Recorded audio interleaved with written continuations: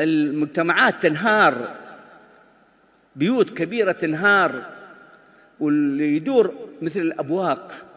لما تريد تتكلم والدنيا طبول، كيف بتتكلم؟ كيف بتعيد مجتمع وكلهم يطبلون أصواتهم مرتفعة؟ الآن نحن في طبول، والطبول هذه تأخذ الأجيال لأنهم ما يحسون. أنتم اليوم مهمتكم إعادة مفهوم الشرف، وبوعي وبعلم وبعقل، بحسن بيان، كيف توصل الكلمة، كيف توصل العبارة، كيف تدخل على هذا المخالف لأجل تقيم حجة، حتى إما أن يسكت وإما أن يقتنع. فإن اقتنع فتلك نعمة، وإن لم يقتنع فالسكوت أولى. المجتمع يحتاج إلى هذا النموذج. لهذا مثل هذه المواطن فتحت، والمناهج اللي ندرسكم إياها في فقه الدعوة تعلم لهذا الغرض، لأجل تخرجوا للمجتمع، لا لأجل تناموا، ولا لأجل تجلس في إدارة، ولا لأجل تستلم مرتب ووظيفة.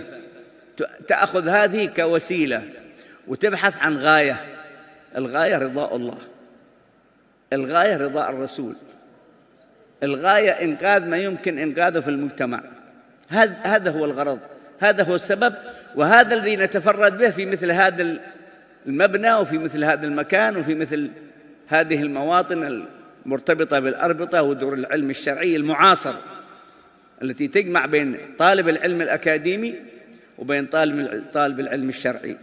وكلكم بالنسبة لنا سواء، نجلس مع طلاب العلم الشرعي كما نجلس مع طلاب العلم الأكاديمي، ونحول كلا العلمين لخدمة الدين ولخدمة المجتمع ولربط الأسرة بعضها ببعض ولإعادة تركيب الأمة الإسلامية في أكثر من شيء. لأنه كما سمعتم في هذا كثير من الأشياء تحولت. المحبة لأهل البيت تحولت إلى سياسة. سمعتم في القصيدة يقول لك المحبة مشروعة، لكن ليه تبغض الآخرين؟ بتحب أهل البيت وتبغض ناس آخرين، هذا ما هي محبة، هذا فعل ورد فعل، هذه ما هي طريقة شرعية. يجب أن تحب الكل، ثم من كان عنده أمر يتحدث عنه لوحده. لا يوجد محبة وبغض ضمن إطار ديانة. هؤلاء كلهم ارتبطوا بالنبي محمد، والآن المجتمع يتخلخل، يتفكك بسبب هذه الاستغلالات. يستغلون أخبار السلف، أخبار الصحابة، أخبار آل البيت لأجل إيجاد فجوة في المجتمع بين الناس الجهلة أو من لا يفهم ولا يدري. يجب أن نتماسك بالنصوص. نحن ما نعادي أحد ولا نعادي حتى اللي يفعلون هذا، بل ندعو لهم، لكن نريد أن نعود إلى الحق، نعرف الشيء على وجهه الصحيح، وأن المحبة لها ذوق، وأن الأمة دخلت في المنافسة والتحريش. والمنافسة التنافس على الدنيا، والتحريش كل منهم يريد أن يضر الآخر. إذن افهموا الرسالة وافهموا المعاني، وافهموا أننا ما دعيناكم إلى هذه المجالس إلا لأجل إحياء ما مات وإعادة ما فات من سلوك السلف، ولكن في وعاء عصري، وعاء الزمان، وعاء العصر. نحن نعيش زمان سنؤدي دورنا فيه، ونستفيد من كل شيء جديد فيه، ونستفيد من الاختراع والاكتشاف وكل ما جاء جديد، لكن بشرط أن نؤسلمه ولا نكفر معه.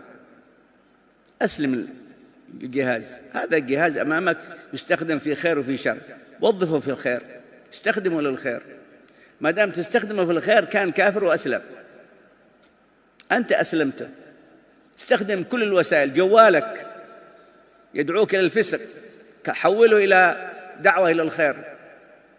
شبكات التواصل، كمبيوتر، الإيباد اللي يسمونه، كثير الأشياء تدور في المجتمعات أسلموها، تتحول من خدمة الفسق والانحطاط في حياتك، حولها إلى العزة، حولها إلى الشرف، حولها إلى أدب، حولها للقيم.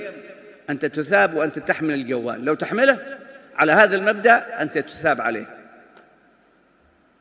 لكن إذا حملته بالشكل الآخر أنت تؤثم، لأنه وسيلة شر أو وسيلة فساد أو وسيلة دمار. هذا الكلام موجه لكم كشباب وللنساء والبنات.